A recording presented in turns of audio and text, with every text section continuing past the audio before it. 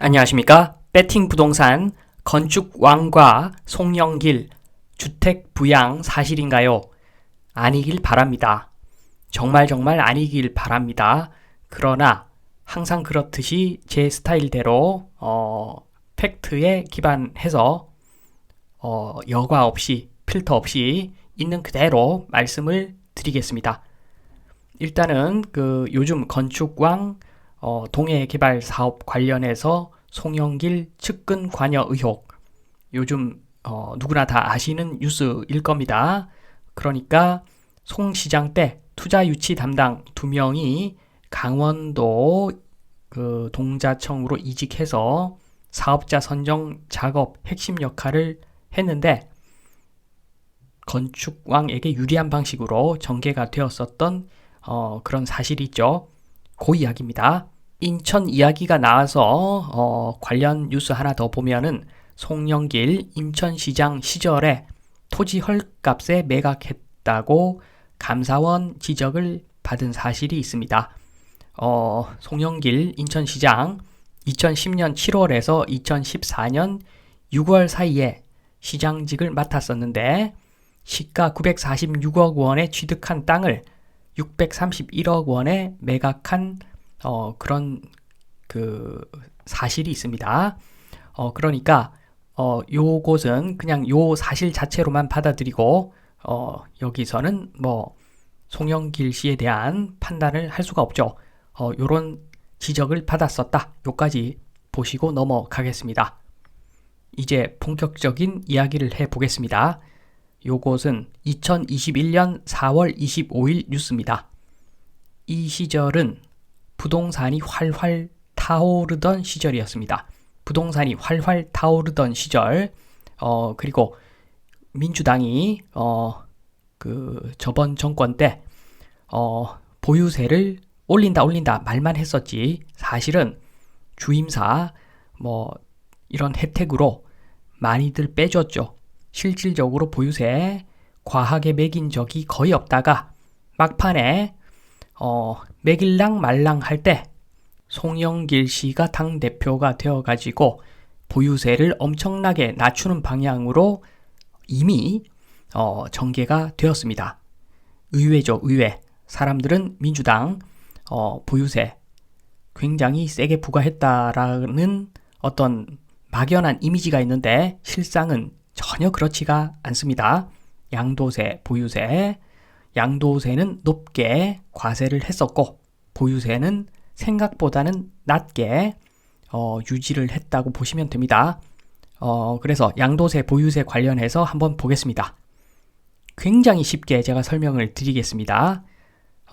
친구들하고 포카 한 판 칠 수가 있죠. 특히 젊은 시절에 친구들하고 포카 한 판 친 기억이 있을 겁니다. 고수도 포카, 종목은 모르겠고, 그렇게 하면은 처음에 내가 도박을 별로 좋아하지 않는데 처음에 돈을 따면은 낭패 나는 겁니다. 지금 당근이 돈 딴 놈입니다. 일찍 돈을 많이 땄습니다. 그러면 공공의 적이 되는 거죠. 공공의 적이 되고 좀 피곤한 자세를 좀 취하면서 집에 좀 가고 싶다는 어떤 의사를 넌지시 우회적으로 이야기를 살짝 꺼내면 집에 가려면 딴 돈 다 내놓아라 이렇게 화를 내죠. 그래서 고생해서 돈을 좀 땄는데 양도세 100%를 내어 놓으라고 합니다. 전혀 매물이 안 나오죠. 양도세 100%를 이야기하니까 매물이 나올 수가 없죠. 내가 아무리 피곤해도 밤샘을 할 수밖에 없는 겁니다. 그래서 친구들하고 포커 한 판 치면은 기본적으로 밤샘 간다고 봐야 되는 거죠. 그러니까 양도세를 과하게 매기면 매물이 시장으로 나오지가 않습니다. 하루 종일 도박하는 겁니다. 그러니까 딴 돈 얼마를 내놓아라. 집에 안 갑니다. 계속 도박하게 되어 있습니다. 다들 지쳐서 쓰러질 때까지 도박을 하는 거죠. 그리고 다른 관점에서 친구들과 포커 한 판 보겠습니다. 기본적으로 또 당근이죠. 처자식이 없는 당근집에 가면은 항상 밤샘 가능합니다. 보유세 0원이죠. 저기서 도박하면은 자리세가 0원입니다. 보유세 0원. 당연히 도박하면은 당근집에 갑니다. 반면에 다른 친구들 집에 가면은 처도 있고 자식도 있습니다. 그러니까 모두 한 명당 종합 선물 세트 1개씩은 사가야 되고, 그리고 10시 넘기면 애들 자러 간다고 그러면 용돈을 또 찔러 줄 수밖에 없는 그런 여건이죠. 저기는 그러니까 자리세가 비쌉니다. 보유세가 비싸죠. 그러니까 저런 친구 집에 가면은 처자식 있는 친구 집에 가서 포카를 치면은 배팅을 세게 해가지고 1시간 안에 끝내버려야 됩니다. 그래야지 깔끔하게 털고 돈을 들고 나올 수가 있는 거죠. 그래서 자리세가 비싸면 도박판이 짧아지고, 자리세가 없으면 도박판이 길어져서 거의 밤샘 간다고 보시면 됩니다. 요게 보유세죠. 자리세는 보유세입니다. 보유세를 약하게 매기니까 부담 없이 내가 사용하지 않는 주택도 그냥 들고 가는 겁니다. 보유세가 부담 없으니까. 그래서 지금 그 이야기한 2021년에 송영길 씨가 이야기한 보유세 낮게, 양도세 높고 보유세 낮은 환경, 요것은 건축 빌라 전세왕이 웃을 수 있는 그러한 발언이라고 보시면 됩니다. 요까지는 팩트입니다. 제가 송영길 씨의 본심은 뭔지 모르겠으나 일단은 양도세 높고 보유세 낮은 환경이다. 이것은 건축 빌라 전세왕들이 좋아하는 분위기입니다. 그런 환경입니다. 기사를 계속 보면 송영길 씨가 이런 이야기도 했습니다. 서울의 똑똑한 한 채는 20억 원이라도 한 채니 괜찮고 1억 원짜리 지방 2주택은 1가구 2주택이 되는 건 모순이라며 비투기 지역에 대해서는 탄력적으로 고민할 필요가 있다. 이런 이야기도 했습니다. 인천, 수도권에서 인천은 서울에 비해서 훨씬 빨리 비투기 지역으로 될 그러한 위치에 있었죠. 그리고 또 다른 이야기, 주택대출 제도에 대해서는 실수요자들이 집을 가질 수 있는 통로를 만들어주지 않으면 현금 부자들이 줍줍해 간다. 생애 첫 주택을 구입하는 실수요자의 LTV 주택담보대출 비율, 그리고 DSR도 마찬가지죠. 규제를 완화해서 자기 집을 가질 수 있는 사다리를 놔야 된다. 이런 이야기도 했는데 요 발언 시점이 흥미롭습니다. 주택 고점 찍은 2021년 4월 말이었습니다. 방금 두 개의 발언에 대해서 검토를 좀 해보겠습니다. 첫 번째가 비인기 지역 1가구 2주택 규제 완화인데 이런 거죠.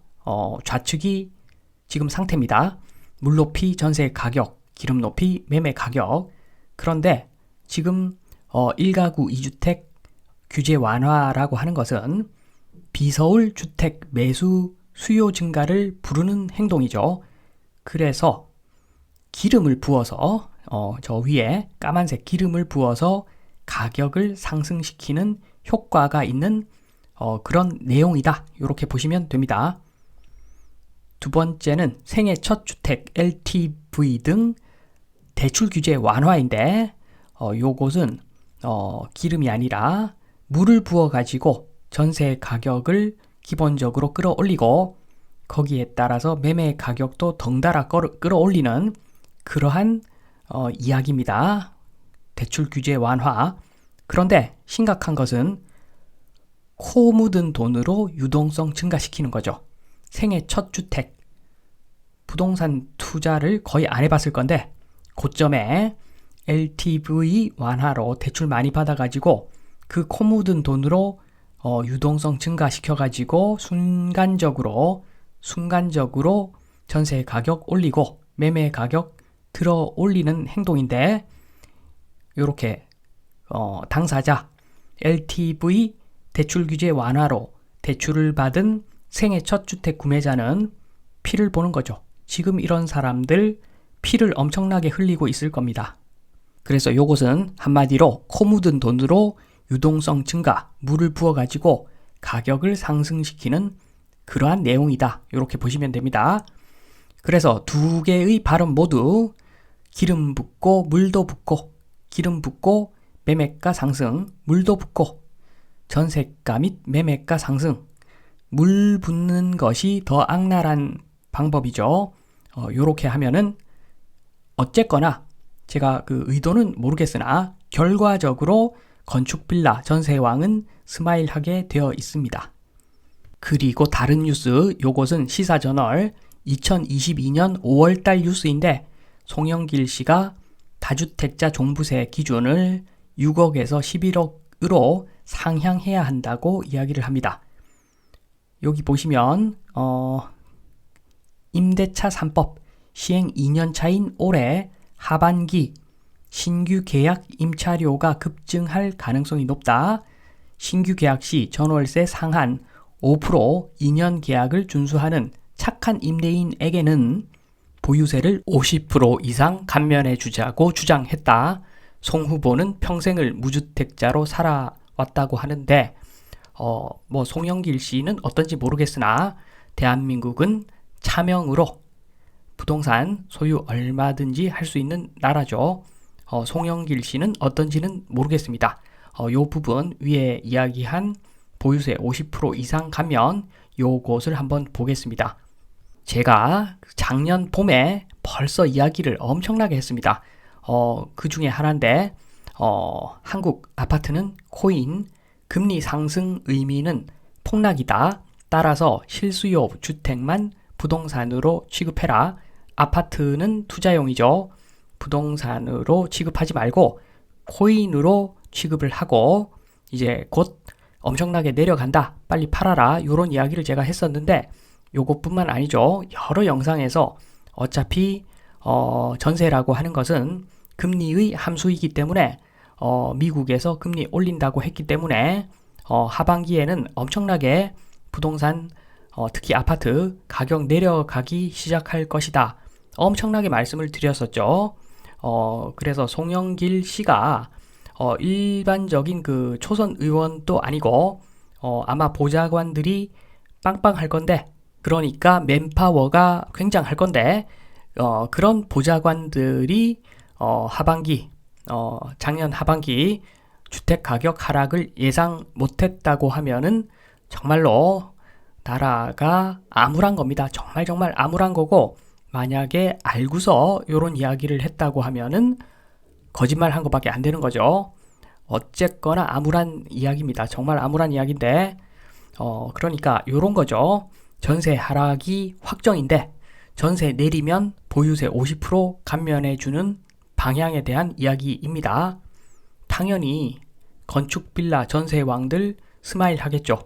당연히 그 하반기 되면은 어쩔 수 없이 전세 하락 확정이고 전세금 반납을 좀 해야 되고 전세 내려야 되는 상황이 올 건데 당연히 내려야 되는데 그냥 보유세 50% 감면해 준다더라.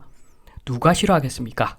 건축 빌라 전세왕 스마일 하는 방향입니다. 요것도 그래서 지금 굉장히 지금 유감스럽고 이런 일이 안 일어났으면 좋겠는데 정말 주택 부양 요거 사실이 아니기를 바라는데 지금 있는 그대로 그 내용들을 뜯어서 보면은 사실은 건축 빌라 전세왕들이 좋아할 만한 이야기들입니다. 전부 다.